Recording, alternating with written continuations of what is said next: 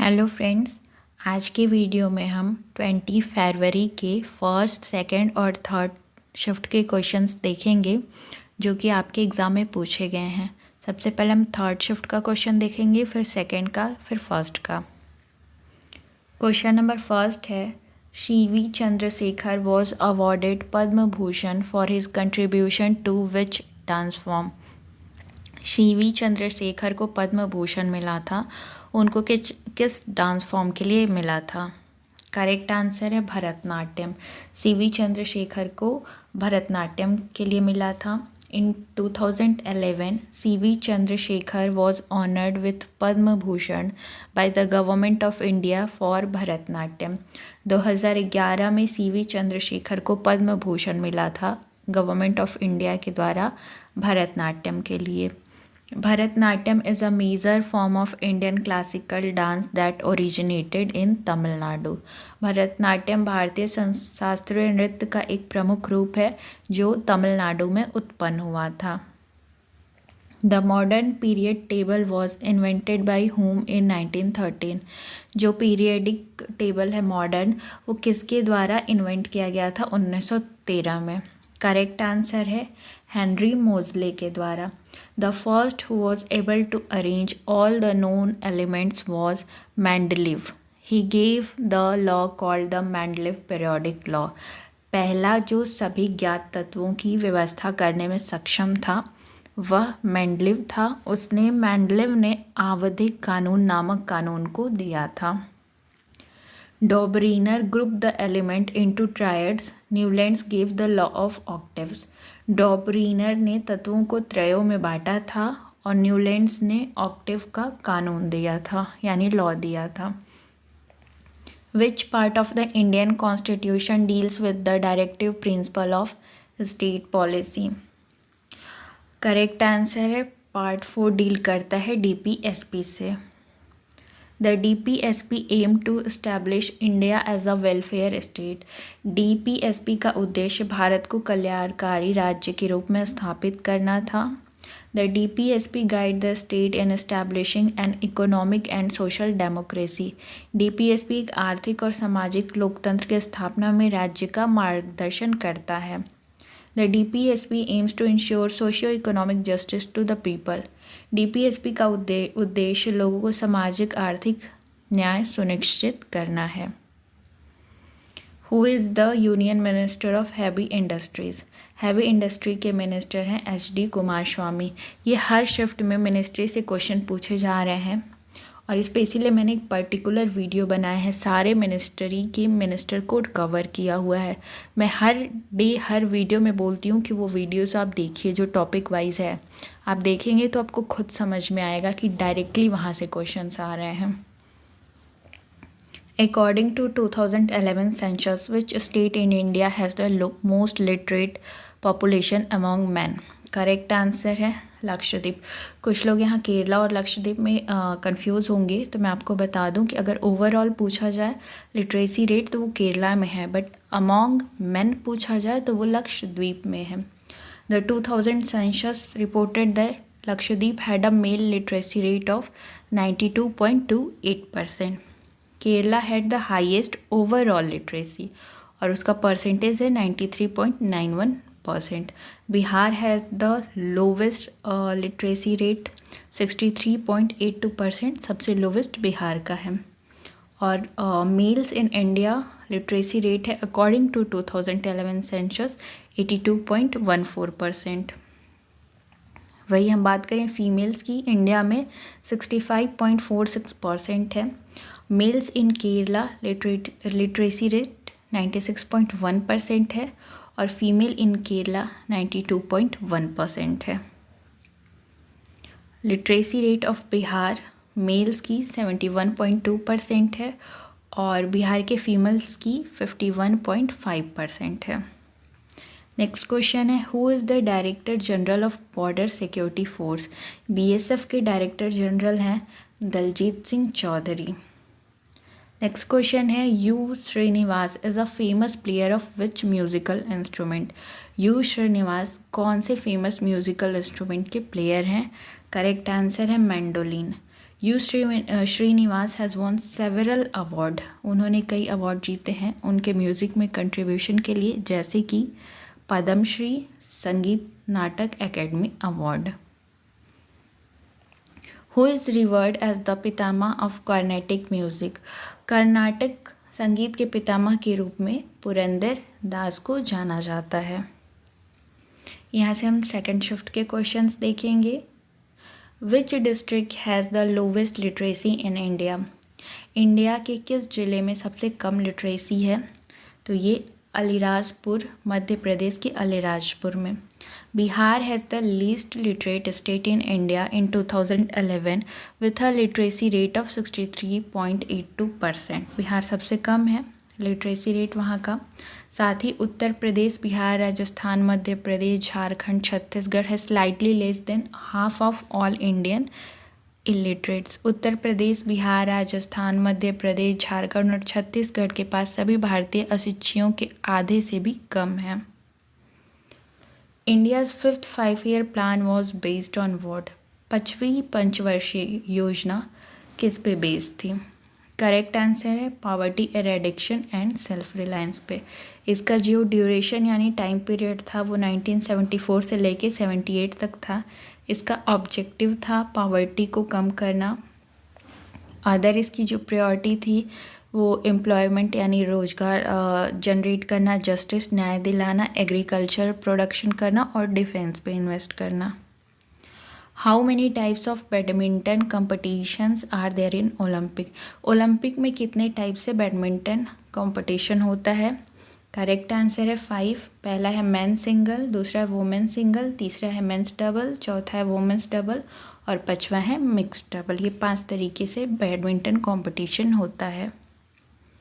Who is the music composer of the song Naatu Naatu, Naatu Naatu के music composer हैं M.M. Keeravani. Music composer M.M. Keeravani picked up the Golden Globe Award in the Best Original Song category of Naatu Naatu. संगीतकार M.M. Keeravani के नाटू नाटू के लिए सर्वश्रेष्ठ मूल गीत श्रेणी में गोल्डन ग्लोब अवार्ड दिया गया। Keeravani worked on several well known Hindi movies such as, इन्होंने बहुत अच्छी फिल्मों में काम किया जैसे कि जख्म, पहेली, स्पेशल 26 और बेबी जैसे फिल्मों में भी इन्होंने काम किया है। How many fundamental duties have been provided in the Indian constitution, भारतीय संविधान में कितनी फंडामेंटल ड्यूटीज़ हैं? तो वो हैं 11। Which ministry is related to small industries in India, small industries से कौन से मिनिस्ट्री रिलेटेड है? तो वो है आपका ministry of micro small and medium enterprises, जिसके मिनिस्टर हैं Jitan Ram Manjhi. The lower house of the Indian parliament is called, जो लोअर हाउस होता है इंडियन पार्लियामेंट का उसको हम लोकसभा कहते हैं। Right to equality is in which article, right to equality आपका आर्टिकल 14, 15, 16, 17 और 18 में है। अगर इक्वालिटी की बात करें तो ये 14 से 18 में है। राइट टू फ्रीडम 19 से लेके 22 में है। राइट अगेंस्ट एक्सप्लॉयटेशन 23 to 24 में है। Right to freedom of religion 25 से 28 में है और कल्चर एंड एजुकेशनल राइट 29 से 30 में है। साथ ही right to constitutional remedies article 32 में है। नेक्स्ट क्वेश्चन है which 5-year plan 1969-74 was in force in India at the time of Bangladesh revolt, जब 1959 और 74 के बीच जब बांग्लादेश का विद्रोह हो रहा था तो उस टाइम कौन सा 5-year प्लान था? करेक्ट आंसर है 4th 5-year plan. The 2 main objective of this plan, इसके 2 उद्देश्य थे, growth with stability and progressive achievement with self reliance. इस योजना के 2 मुख्य उद्देश्य थे, आत्मनिर्भरता के साथ स्थिरता और प्रगतिशील उपलब्धि के साथ विकास। During this plan 14 major banks were nationalised, इस योजना के दौरान 14 प्रमुख भारतीय बैंकों का राष्ट्रीयकरण किया गया था। In basketball what is the height of the ring in which the ball is put from the ground? Correct answer है 10 फीट।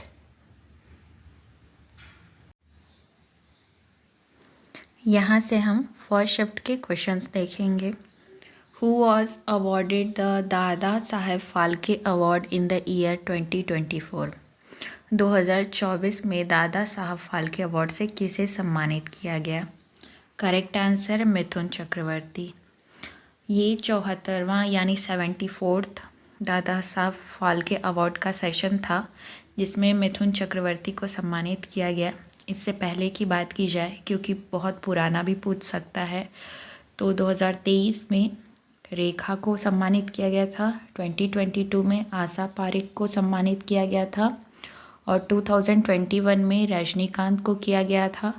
उसके बाद फिर 2020 में आशा पारिक को किया गया था, 2019 में रजनीकांत को किया गया था, 2018 में अमिताभ बच्चन को किया गया था और 2017 में विनोद खन्ना को किया गया था। नेक्स्ट क्वेश्चन है, Konark dance festival is celebrated in which state of India? Konark dance जो है वो किस राज्य में मनाया जाता है भारत के? करेक्ट आंसर है Orissa. It is 5-day festival that take place every year in December. यह 5 दिवसीय त्यौहार है जो दिसंबर में हर साल में मनाया जाता है। साथ ही अगर आपको फेस्टिवल पे वीडियो चाहिए तो या तो लिंक डिस्क्रिप्शन में होगा या तो आप लॉन्ग वीडियो फॉर्मेट में चेक कर सकते हैं। आपको हर टॉपिक पे पर्टिकुलर वीडियो मिल जाएगी। नेक्स्ट क्वेश्चन है, which 5-year plan is also known as Gadgil yojana? किस 5 वर्षीय प्लान को गाडगिल योजना के नाम से भी जाना जाता था? करेक्ट आंसर है 3rd 5-year plan. It was named after D.R. Gadgil, who was the deputy chairman of the planning commission at the time. जो D.R. गाडगिल हैं उनके नाम पे गाडगिल योजना बना था, जो कि उस टाइम पे डिप्टी चेयरमैन थे प्लानिंग कमीशन के। 3rd 5-year प्लान का जो ऑब्जेक्टिव था वो था to make India economically independent, भारत को आर्थिक रूप से स्वतंत्र बनाना। To improve agriculture and wheat production, कृषि और गेहूं उत्पादन में सुधार लाना। To expand primary industries like steel, power, fuel and chemicals, steel, बिजली, ईंधन और रसायन जैसे प्राथमिक उद्योगों का विस्तार करना। To develop the workforce and create more services opportunities, कार्यबल को विकसित करना और अधिक सेवा के अवसर बनाना।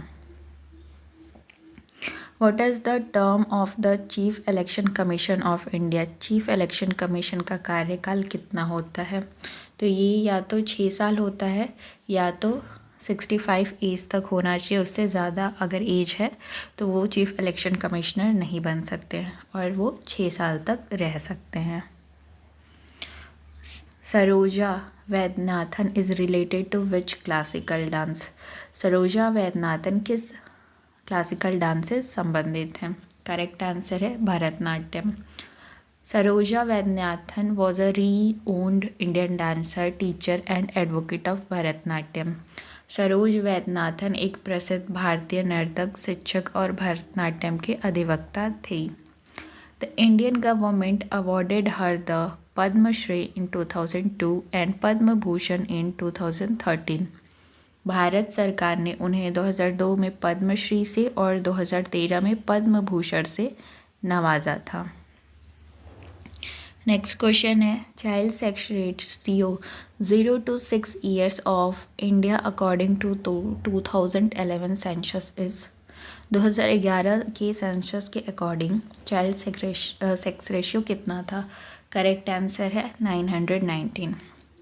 Haryana had the lowest child sex ratio 834 पर 1000 मैन इन 2011। हरियाणा का 2011 में सबसे कम बाल लिंग अनुपात 834 प्रति 1000 पुरुष था। Mizoram had the highest 971 females against 1000 males in 2011। Mizoram ने 2011 में उच्चतम 1000 पुरुषों के खिलाफ 971 महिलाएं थीं। Andaman and Nicobar Island has the greatest child sex ratio of any Indian Union territory at 968 per 1000 men in 2011। Andaman और निकोबार द्वीप समूह में किसी भी भारतीय संघ क्षेत्र का सबसे बड़ा लिंग अनुपात था 2011 में 968 प्रति 1000 पुरुष में। Mohiniyattam is the classical dance of which state? Mohiniyattam किस राज्य का क्लासिकल डांस है? करेक्ट आंसर है Kerala. Mohiniyattam is an Indian classical dance form of Kerala. Mohiniyattam include music in Carnatic style, singing, acting a play through the dance. Mohiniyattam में कर्नाटक शैली में संगीत शामिल है, गाना और नृत्य के माध्यम से एक नाटक अभिनय होता है। सुनंदा नायर, कलमाडलम, कल्याणी कुत्ती अम्मा, पल्लवी कृष्णन, गोपिका Verma, some famous personalities related to Mohiniyattam. Who is the principal secretary to Prime Minister Narendra Modi in 2024? Correct answer है प्रमोद कुमार मिश्रा प्रिंसिपल सेक्रेटरी थे मोदी के 2024 में। Fundamental rights come under which article? Fundamental rights जो हैं वो किस आर्टिकल के अंतर्गत आते हैं? तो ये आते हैं आर्टिकल 12 से लेके 35 के अंतर्गत। साथ ही अगर आपको आर्टिकल पे भी वीडियोस चाहिए तो लिंक में प्लेलिस्ट होगा डिस्क्रिप्शन में, उस प्लेलिस्ट को आप ओपन करेंगे तो आपको मिल जाएगा आर्टिकल पे भी वीडियो। साथ ही हम कुछ और आर्टिकल देखेंगे जो इम्पोर्टेंट है। राइट टू इक्वालिटी 14 से 18 के बीच होता है। राइट टू फ्रीडम जो है वो आर्टिकल 19 से 22 के अंडर होता है। और राइट अगेंस्ट एक्सप्लॉयटेशन ये आपका आर्टिकल 23 टू 24 के अंडर होता है। साथ ही right to freedom of religion 25 to 28 के अंडर होता है। कल्चरल एंड एजुकेशनल राइट्स वो 29 टू 30 आर्टिकल के अंडर होता है। राइट टू कॉन्स्टिट्यूशनल रेमेडीज़ ये आर्टिकल 32 में होता है। नेक्स्ट क्वेश्चन है व्हेन वॉज आत्मनिर्भर भारत स्टार्टेड? आत्मनिर्भर भारत कब शुरू किया गया था? तो ये 13 मई 2020 को शुरू किया गया था। अभिनव भारत समाज was founded by whom? Correct answer है विनायक सावरकर ने फाउंड किया था। How many digit does N IFSC could have? एक IFSC कोड में कितने डिजिट होते हैं? करेक्ट आंसर है 11 डिजिट होते हैं। जो स्टार्टिंग के 4 डिजिट होते हैं वो बैंक का कोड डिफाइन करते हैं कि आपका अकाउंट किस बैंक में है। वो जो 4 डिजिट होते हैं आपके बैंक को आइडेंटिफाई करते हैं। जो लास्ट 6 डिजिट होते हैं वो आपके ब्रांच को, आपके बैंक का कहाँ पे ब्रांच है, शाखा है, उसको डिफाइन करते हैं जो लास्ट के 6 डिजिट होते हैं। और जो 5वां डिजिट होता है वो हमेशा 0 होता है। बहुत लोग कंफ्यूज हो जाते हैं कि वो O है या 0 है, बट वो हमेशा 0 होता है। आपका कोई भी ब्रांच हो, आपका कोई भी बैंक हो, जो 5th नंबर होता है IFSC कोड का वो हमेशा 0 ही होता है। Indus river इंटर्स India through? Indus river जो होता है वो इंडिया में लेह के थ्रू एंटर करता है। The Indus river is one of Asia's mightiest river? Sindhu नदी एशिया की सबसे शक्तिशाली नदियों में से एक है। It flows through modern countries of China, India and Pakistan? ये गुज़रती है चीन, भारत और पाकिस्तान जैसे आधुनिक देशों से। It has been used since early human civilization. The Indus River is considered one of the 4 cradle of human civilization. इसका प्रयोग मानव सभ्यता के बाद से किया जाता है। सिंधु नदी का मानव सभ्यता के 4 पालने में से एक माना जाता है।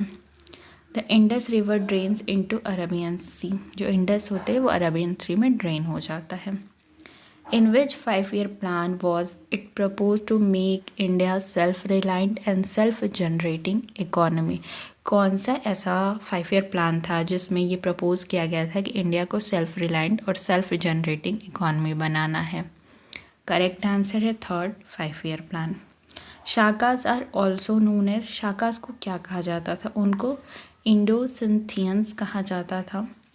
दे were a nomadic group of people who migrated from Central Asia to Northwest India. ये वो लोग थे जो खानाबदोश समूह थे जो मध्य एशिया से उत्तर पश्चिमी भारत चले गए थे।